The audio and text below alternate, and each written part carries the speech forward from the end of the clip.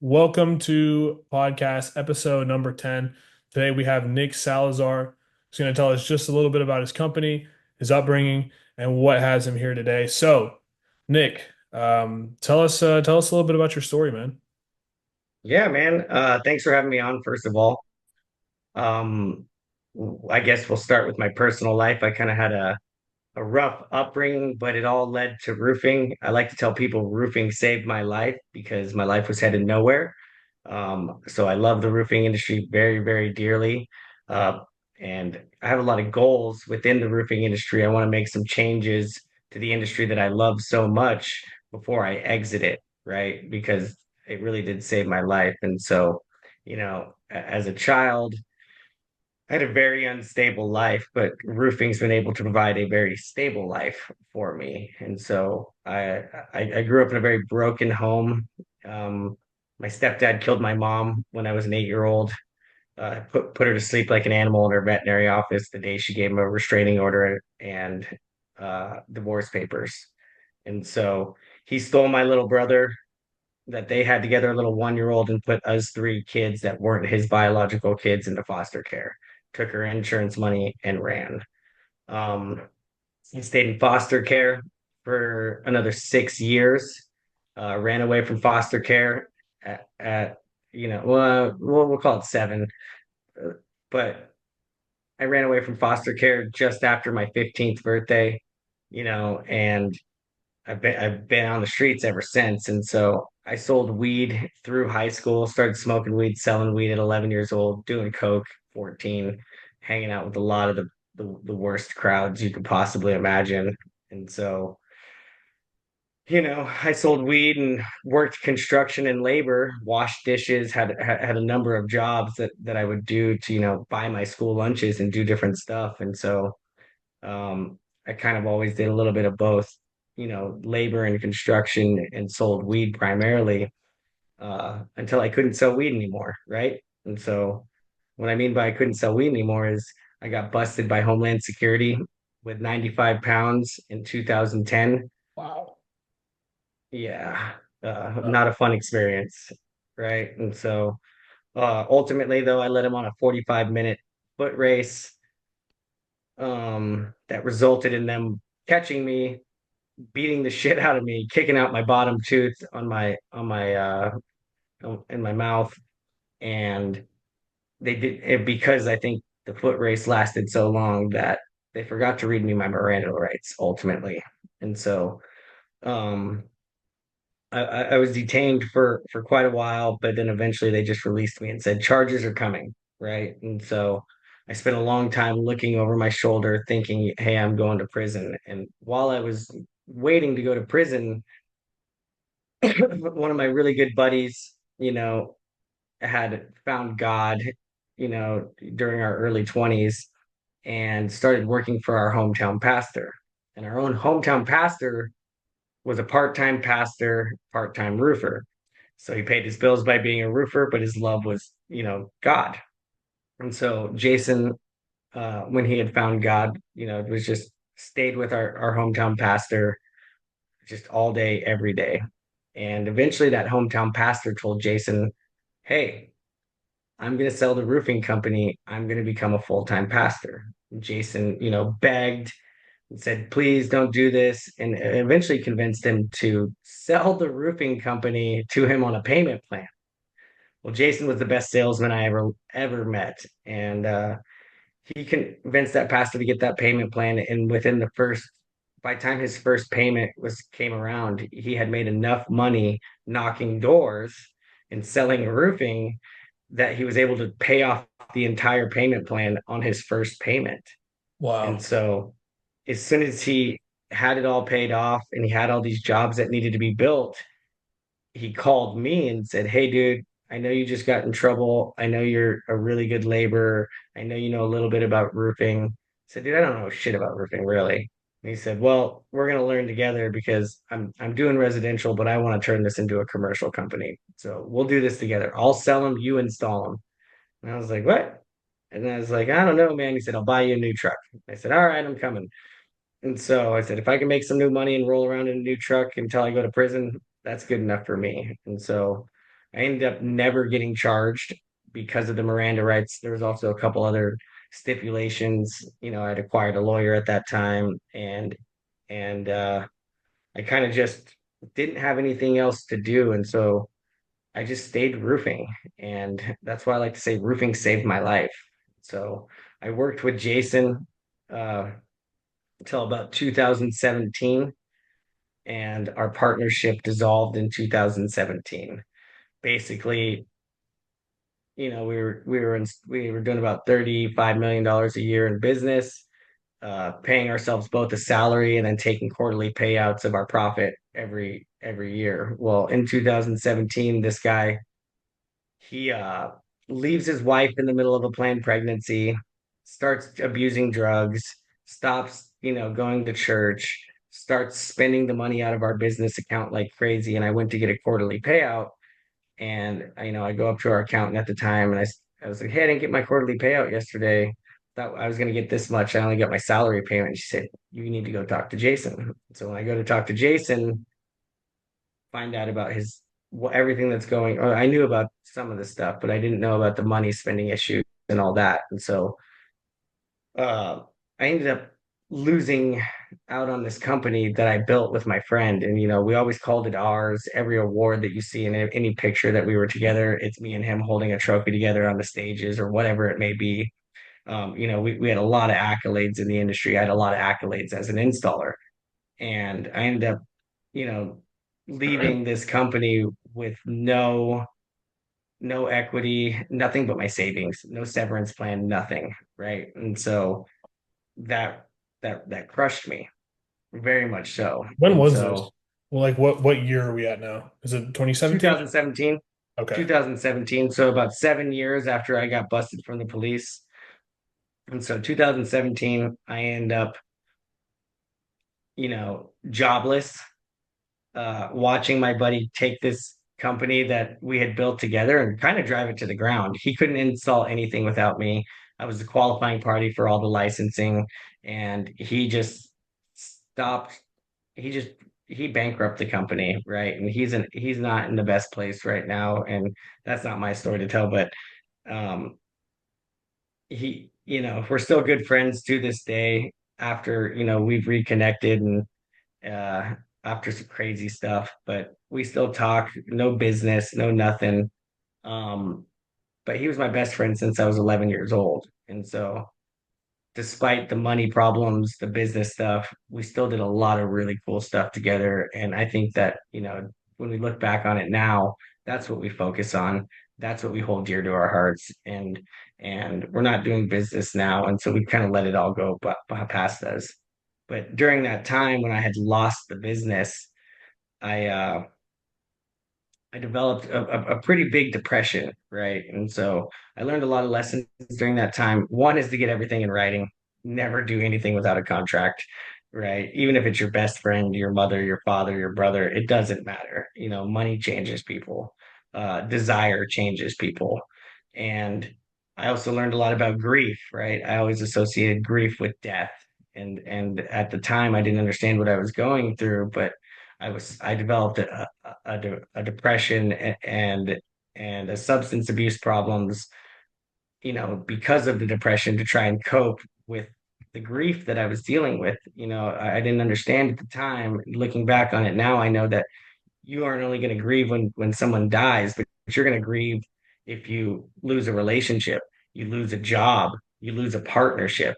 All of those things can cause you to grieve, right? Grief isn't just strictly for death. It blankets a lot of different things. And so, I was self-medicating and struggling on the day to day. And I spent all my savings, lost my house, found myself homeless, living on my sister's couch. And when I decided to sober up and go live on my sister's couch to try and get my life better, I didn't really know what I was going to do. I didn't know if I'd ever return to roofing because I knew I could install roofs, but I didn't think that I didn't know where I could turn to and what I could do, and if anyone would ever trust me the same way that Jason had trusted me, if I was just going to end up as a laborer on a job, making less money than I had been making for the last 7 years, right? And so eventually I sucked it up, got sober, started to build my strength back up and put weight back on and start being able to eat 3 meals a day and just do normal people stuff. And so I gained an appreciation during that time for basic things, right? For just doing basic living things, right? I learned how to be grateful just to wake up and be able to eat breakfast, just to be able to sleep on my sister's couch and not be homeless. Just, you know what I mean? And I already been through so much in my life, with the loss of my mother and all this different stuff. And yes, that stuff was hard. Uh, but it was still hard losing a business. I think it was just as hard on me later in life to lose this business and this friendship and this partnership and this thing that I identified myself as like, the founders of this business with my buddy. And when I lost that, I lost my identity into it. And I didn't realize that my identity was a roofing installer and just who I was as Nich Salazar. And so as I started to really find myself again and do things. I eventually found myself back in roofing. And so I started to do little projects here and there, take my licensing back, as everything was in my name as far as the licensing, because I would take all the tests. Because whenever we'd show up somewhere to do a job, it would be like, hey, we've got 5 Chick-fil-A's in San Antonio, or we've got 10 Chick-fil-A's in Florida. I need you to go there and take a test so we can start doing these jobs. I'm like, why am I taking the test? They'd be like, well, all the questions are roofing install. All the questions in the test are about the roofing install and codes. And if anyone knows the codes, it's going to be you. It's not us. We can sell it for the price per square and the money and the details, but you got to install it, so when they ask these questions, you're going to know what the codes are. So I always was the qualifying party. So I started to take my licensing back and start to sell little jobs here and there and complete things. And eventually, um, a solar company had reached out to me and asked me to help them develop a roofing department. They told me, hey, we're running through roofers like crazy. And I said, well, how? These things, how can a solar company just be running through roofers like crazy? What are you guys doing wrong? And they're like, dude, it's not like this for us only. It's like this across the entire industry. And we're tired of, you know, not being able to fulfill solar jobs because of a roofing issue. And in my mind, and I think maybe in your mind and anybody else that may not be in the industry or may not be working with both industries would think that these things are like peanut butter and jelly, right? These things seem so symbiotic, like a yin and yang, that it seems almost asinine that these things aren't functioning well together. Uh, but when I decided to take the job, move to the Carolinas to go help them do this, I really realized that it wasn't like peanut butter and jelly. It was like oil and water. These industries are very clearly divided. And as I, started working with solars in 2018, from 2018 to 2024, I have come to realize that still to this day, they are very, very divided. And so, what I developed for that solar company to make things work ended up becoming the foundation for what's my business today, right? And so, I talked a little bit a minute ago about there's some things I want to change in the industry before I leave it. One of those things is the relationship between roofing and solar. I want to bridge the gap between the two industries and make them more like peanut butter and jelly, right? So one of our main focuses and what is the foundation of our business is to bridge the gap between the two industries. So I run my company now a lot differently than the standard roofing company does out there. Now we do everything that every other roofing company does and can do, but we also do things that no other roofing company does, right? And so I worked with them through the pandemic, and about 3 years ago, I started my own roofing company as soon as the pandemic ended. They sold their business to the largest solar company in the nation at the time. That solar company didn't have a roofing department. Being the largest one, they didn't want a roofing department. And I was at this point where it's like, hey, I can go work for another roofing company. I can go help another solar company develop a roofing department, or I can start my own company and start attacking some of these goals, towards bridging the gap between the two industries. And the way that I look at it is whoever bridges the gap between those two industries builds $1 billion bridge. You corner $1 billion market, right? And so since I've started this, I've been trying to corner a specific market and I'm doing very well. And I'd say I don't think that there's anyone as far ahead of the industry of bridging that gap between the two industries as I am. And so I've developed a lot of things, and the first thing, to get to where I am was, really figuring out what is dividing these two industries, right? And so when you look at the solar industry and you look at the roofing industry, you see that the solar industry is so different because it's retail based, right? It's financed. Almost everything's financed, and we speak two different languages. So so it's like we talk in price per square, they talk in price per kilowatt. We have this significant divide just in our languages. They're very retail based. These guys are very insurance based. So roofers are used to going around collecting signatures on a piece of paper or a DocuSign just for insurance proceeds. They don't have to put pricing on everything and all this stuff. When the solar guys are over here, asking things of the roofing company that they don't do. And that's why they're running through roofers. So for example, a solar company in general, when they're looking to partner with a roofer to help them to help them accomplish their goals, what they're going to ask these roofers, they're going to come in, they're going to say, "Hey, dude, I need you to build me an estimate. I need you to do it as fast as possible. I need it in the next 10 minutes. This guy's about to sign, right? He says he'll go solar with me, but he needs a new roof. So I need you to get me an estimate. I need you to make it competitive. And roofers are working signing these deals for insurance proceeds, and insurance proceeds pays top dollar. So now they've got to build an estimate out by hand instead of just signing a signature and letting the insurance company write up the scope of work. Make it competitive as possible, reasonably priced instead of being top dollar.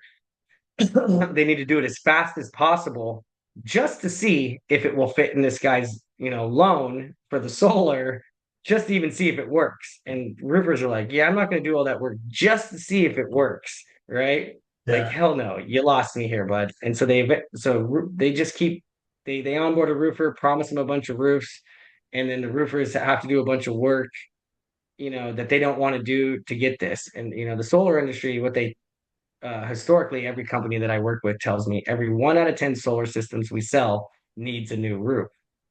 And so when I was working for this solar company at the time, trying to develop their roofing department, I learned a lot of things about the solar industry. One, I learned that it's the modern day gold rush, right? People are leaving the auto industry, they're leaving the roofing industry, they're leaving insurance industries, selling life insurance, all this stuff to go sell solar because it's got the highest commissions amongst any of these door-to-door companies or any of these sales companies. And they've got a relatively easy sell. They're doing a bill swap. Hey, instead of paying the power company, take the money that you'd pay the power company and pay us that. We'll never raise your rates. You wish that you were still paying the same rates 10 years ago to the electric companies that you're paying compared to what you're paying now. We'll never raise your rates. And in 15 years, you can stop paying us and your power's free forever. And so they have a really easy sell on that. And then these guys end up getting, five to $8,000 commissions for getting people to do the bill swap. And so everyone's leaving our industries because the amount of work is so much more extensive compared to theirs. And so I learned, it being the modern day gold rush, that these solar companies are probably have the most highly trained salespeople of all time. They're very into objection handling, practicing on the doors, sales managers, process oriented, all this different stuff you don't really see in the roofing industry. Um, and so when I first came onto this solar company, I was trying to teach. I would come in, I would host these meetings with all their sales guys. This is a shingle. These are the warranties. This is how we sell it. Yada yada yada. And I was finding that these guys weren't selling roofs. I was teaching them a bunch of stuff that they didn't know. And I was at a point where I thought I might be about to lose my job because we were getting nowhere. They weren't selling roofs. They were struggling to do this. They were losing deals still because they couldn't get the roof sold with the solar. And I got to a point to where people would come up to me and they'd say, "Hey, dude, can you get me a roof price for this?" And instead of, or help me sell this roof. And I would just type something in my calculator. I would pull up, measurements on it, type in a basic square price and say, "Here, man, just tell them that we'll do it for this much." I'm starting to think about looking for another job. And then I start to see something in that. I start to see that these guys are starting to close deals.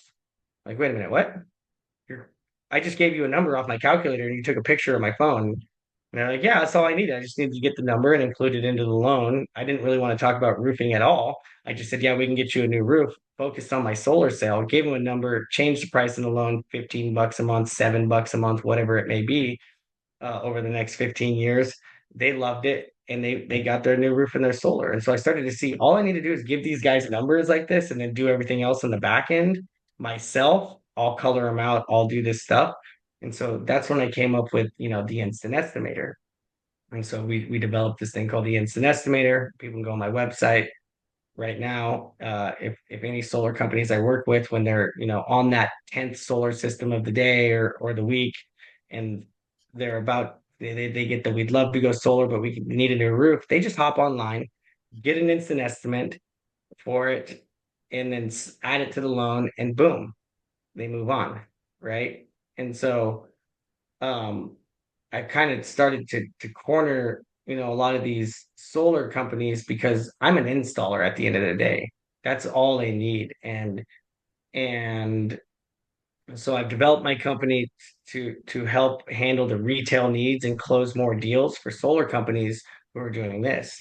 I've also taken a page out of their book because I realized in starting to work with solar companies that 9 out of 10 solar companies are sales orgs. So what I mean by sales orgs is they're a group of frat boys that came together, slam a bunch of Red Bulls, pat each other in the butts, run out on the door, sell as much solar as they can, and then a fulfillment company comes and installs it, or an EPC, right?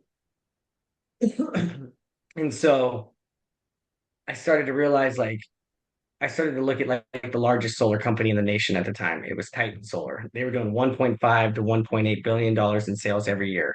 But what was amazing about this company is they were installing that much solar, but they didn't have a single inside sales piece person on them. They just raised their hand as an installer and said, "Hey, if you need a solar system installed and you sell one, we'll install it for you.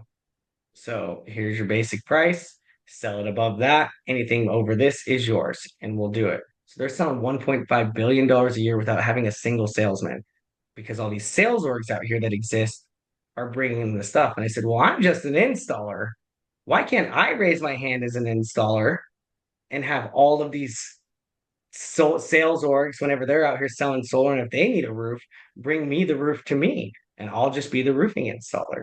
And so I started approaching all the sales orgs, and then I started helping roofers in the industry. You see a high turnover rate in the roofing industry because roofers do this thing in the industry where they hire salespeople, but they want them to, go out, sign the deals, project manage their own things, order their own materials, be out there the day of the build, take a bunch of pictures, supplement it themselves, do all this stuff and manage their own builds too. And it's like, when I'm looking at the solar industry, there's a clear division between what's sales and what's production. You have the sales orgs who just go out and sell their little hearts out, and then a production team comes in and does it. I don't want people, if I'm building a name for myself as an installer and all this stuff, I don't want these sales guys out here who are selling roofs for me to come in here and start screwing up my name because they're not managing their builds wrong. I know how to get these things done. I've developed processes, using technology and automations and all this different stuff to help me get things built in my project management team and all this different stuff. And so I started to see these salesmen that were wanting to leave, because after a while you see these sales guys, they're managing their own builds, they're ordering their own materials. They're like, why am I even working for this fucking guy? Right? Why Yeah. am I out here selling roofs, managing my own builds? What do I need this guy for my license? I'm just going to go get my own. And then they don't, you know, realize, some of the other things that come with it, cash flow, money, all the different stuff, and how you taxes, workman's comp, general liability, you know, some of the other stuff that goes into it. And there's kind of a high turnover rate with roofing companies starting and closing. And so I said, well, why don't we bring this to this dealer EPC program, right, to the roofing industry? So I made myself, essentially an EPC for roofing, and then got found guys who are great salesmen, want to start their own companies, and gave them an avenue to start their own companies. Like, hey, dude, here's our basic price per square for roofing. You can go out and sell your hearts out over this or sign insurance claims, and you can come to me and we'll handle all your fulfillments. You can have your own roofing company. We'll pull the permits, we'll do the jobs, we'll do all the inspections, we'll get our crews out there, we'll get all this stuff signed or built for you, and you guys can do it. So we've introduced what is like the dealer program for roofers to go out there and essentially, just like the 9 out of 10 solar companies that are solar companies, but they don't do any of their own fulfillments. We've allowed this avenue to, we've opened up the doors for this model to exist within the roofing industry as well. And so that's one of the things. So we've taken the retail side of things and the instant estimators to help the solar industry sell more deals and close more deals and keep them and stay in our lane. We've introduced the dealer model to the roofing industry. And then we do something with the solar industry where we help them turn their customers into repeat customers for life. And that's kind of a complicated thing, and it's kind of a trade secret. So I'm not going to dive too much into that, but we essentially, work with the solar companies in helping them generate reoccurring revenue off every customer they've ever sold. And it's a recession-proof plan, and it works very, very well. So if you're in the solar industry and and you're listening to this and you want to know more about that program and you're not already working with us, give me a call and I'll explain in detail how that works. But that's some of the stuff that we're doing, in trying to bridge the gap between the two industries. And so we're taken over by storm. We're growing like crazy. I went from, starting my own business in 2021 in my basement with a couple $1,000, to I'm installing in North Carolina, South Carolina, Georgia, Florida, uh, Texas, Louisiana, Illinois, Colorado, Arizona, and we're moving into a couple new states come this winter. Wow. I'll say, man, I think your story from where you were, and I always think that's the coolest thing about entrepreneurs, man, is like the where you were to where you are now, night and day difference. And I think that's beautiful, man. I think you have a really good story. And most importantly, what I'm actually like most impressed on is what you've been able to do to the roofing and solar industry, right? I think a lot of people go into something and they want to sell the same product or service um, as everyone else, and that doesn't get you anywhere. And I remember like the first thing you said too, you were talking about it. You said, I have a mission, a plan with the roofing industry. And you went into it and you talked about how you want to bridge the gap between roofing and solar and turn it into that yin and yang and less like the water and oil. And so for anyone who would be watching, because I know it's hard, especially as a first-time entrepreneur or as a new entrepreneur, just like making a product or service that is different from everyone else. And I think you've done that. Like I've never heard anyone kind of say that the route that you're going where in the things that you do are not similar. Most people start a roofing company and that's it. They sell roofing, they sell commercial and residential roofing to the people in their area. So my question is, what would you say to someone who's a new business owner or maybe thinking about starting a business? How can you find your mission and your purpose and differentiate yourself from what everyone else is doing?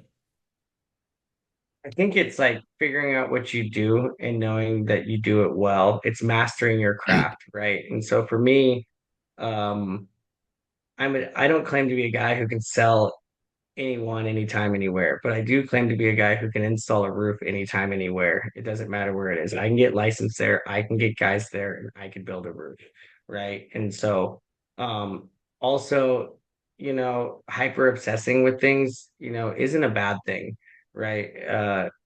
Like I am so hyper focused on my plan, my mission, my dreams, I don't start with a small dream. I had a big dream, and I started mapping out what that would look like. I started building flow charts in my basement when I was first starting this in Illinois, and I was building flow charts. I was just compiling data, coming up with processes, like coming up with all these ideas. And I think, it starts with writing down your ideas, right?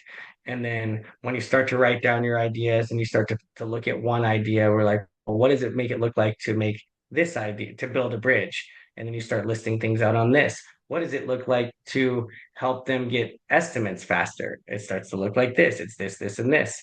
All right. What problems are going to come from this, this, and this? How do we solve this problem? So it's like a lot of writing, a lot of flow charts, a lot of this stuff, like not, and I think it's just like like the no fear thing, right? You gotta look past the fear and all this stuff, and you just gotta kind of stop. You gotta do it, and you gotta go for it. And so I think that new entrepreneurs, like there is a lot of fear, there's a lot of risk, but um, if you never take the risk, you're gonna lose, right?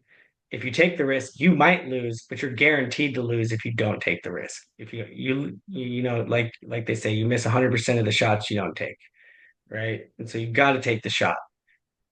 And so um I think, knowing what you want to do and how you want to do it, and there's a route to do it, right? Like I knew that nobody was doing what I was doing, but I knew that I could somehow develop processes. I can network with people. I can get people to trust me.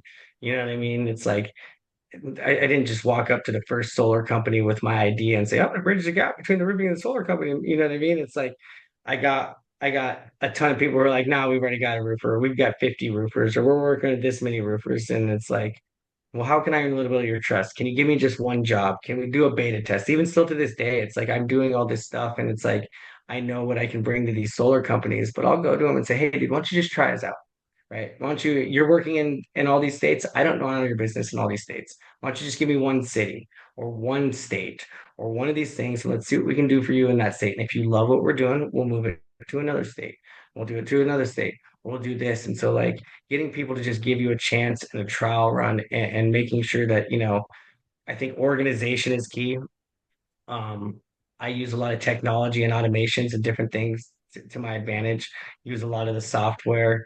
We're a paperless company, and so I think being paperless is actually a huge step in helping me stay organized. I don't have sales guys losing contracts in their cars or finding paperwork and filing through a paper. I'm clicking on a customer, everything's listed underneath them with all the documents and all the DocuSigns and the permits or the insurance paperwork or whatever it may be. And so, using technology and automations to your advantage, no matter what field you're in, there are programs out there that can help you, right, and help you do these things. Finding a mentor, I think, is huge. I I paid for several different mentors, some really great ones out there, whether you're paying for a program with Brad Lee, Andy Elliott, Sam Taggart, the door-to-door experts, or any of those things. Like those are all great people to go do it. And there's also like if you can't afford a mentorship program or a $500 ticket to one of their seminars, those seminars are great. You go there, you take a bunch of notes, you get as much education as you can, you review those things, you learn a bunch of stuff. But even if you can't afford that $500 ticket, or you can't pay $10,000 to a mentor to go to get into their program to be personally mentored by somebody or do something like this, there's a lot of these people, which you don't realize is like everything that a lot of times I'll pay for a mentorship. And I'll find that everything that they're saying is actually out there for free on their YouTube pages or their Instagram pages or all this stuff. You end up in a room with them, and it's like, well, why didn't I just fucking listen to their Instagram page and do all this different stuff? And so there's a lot of people out here right now, whether I'm reading their books, following their Instagram pages, they're my mentors right now. They don't even know it because I'm looking at their content, I'm dissecting it, I'm wondering how I can apply that to my business or to myself or to the people that are working in my business, right? And so there's like finding a mentor, even if it's a free mentor and you're just starting to eat up some of their content and do stuff to motivate you to keep you on track, taking care of yourself and your body first, your family first. Like making non-negotiables. Like I work like crazy, dude. And but I would lose my wife if I didn't make it mandatory that I had to turn my phone off at 7:30 at night to come and, sit down and do stuff with her. Or for I didn't take one day a week to where I just, maybe I'm answering phone calls till 9:30 at night or working late in the summer times to do all this stuff. But I make sure that there's one day a week that I turn it off, I sit down, I'm done by 5 o'clock, and I just spend the rest of the evening with her. We have a good time together, and I'm doing this stuff that I take a couple, one weekend a month and I go spend a weekend with her. We do everything. My phone's off. We do this. We take a couple, we plan out all our trips throughout the year because we know I'm going to be busy down here. And so what we'll do is like, you know, I'll do things to kind of ground myself in the middle of the roofing season. I'll let everyone know in January, hey, one week in July, I'm taking 5 days, I'm going to this national park. You won't be able to reach me. One day in August, I'm going to go to a national park. You're not going to be able to reach me. One day, 5 days in September, you're not going to be able to reach me. I still got 25 days to work as hard as I can, and I cut it early some nights, one day a week. But I work like crazy during, the on season for roofing and the on season or, blitz season and all this stuff when the solar industry, when things people are out on the doors more when they're doing all this stuff and they're selling more deals. And so I need to be here for them, but I also need to be here for my family, right? Because if I lose them and all this stuff goes south, it's going to start affecting my business as well. So I make it non-negotiable that I have time spent with them. And I make sure that for me, when I'm going to spend time with my wife, we pick a national park because my phone doesn't work. We're in nature. I feel grounded out there. Nobody can get a hold of me, and I can be where my feet are, in front of my wife, in front of my kid, and focusing on what is at hand, what's important. Yeah. And so, That's good. And I'm gonna be honest, man. That's something that I started to push onto myself as well, like relatively recently, is like setting those boundaries. I call them like time boundaries. Like, once that 7 o'clock hits, it's like I could keep going, but I know that I have family that I need to attend to, and that if I don't do if I don't cut it off, that it could affect that that family life. And I think that's more important than the business. Because yeah, you're right. At some point, if the family life suffers, then the business could suffer. And so I really like that you talked about that. Um, I think it's important for people to indoctrinate those ideas at a young start in business. Because I know, like when I first started, I wouldn't shut it off, or I know people that don't shut it off, and that's an unfortunate thing. And that's really cool, man. I think that what you're doing in the roofing industry is unorthodox, and it's good. Like how like you kind of like picked your quirk, right? Your thing, and you stuck with it. And even if the first solar guy didn't like your offer, you still kept going. And that's what I think is really interesting about this, man. And I think you have an awesome story. I will say we are kind of getting close to cut it on time. So I have a question for you. This is how I usually do this. I have a question from the previous podcast. They ask a question, and then you would leave a question for the next guy.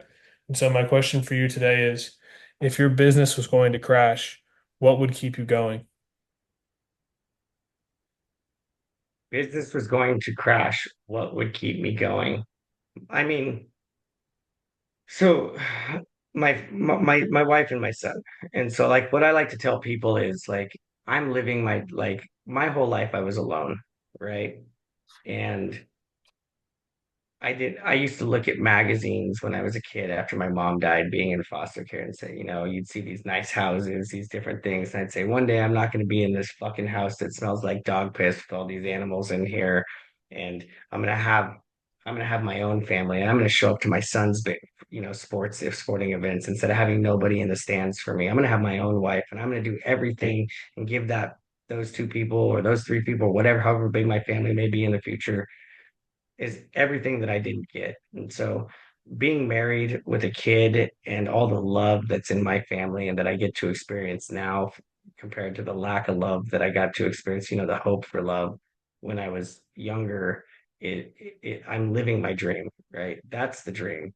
Starting a roofing business or being a multi-million-dollar roofer or any of that stuff isn't wasn't the dream. That was never my dream. I always wanted to, have a family and strike it big or do some stuff. But it's like as long as I have them, I'm living my dream. So the roofing stuff's just icing on the cake, right? And so, um, yeah, I think if my business failed tomorrow, as long as my family is still here by my side, that's going to keep me going. I'll start something else up. I'll start selling roofing for somebody else. I'll start going to solar companies and building them roofing departments. I will build a lead generation system based off of everything that I've done in the thing. It's like I've got 1,000 things that I could do. I taught myself, in starting my own business, I looked at myself as just an installer and a great installer, but I've turned out, through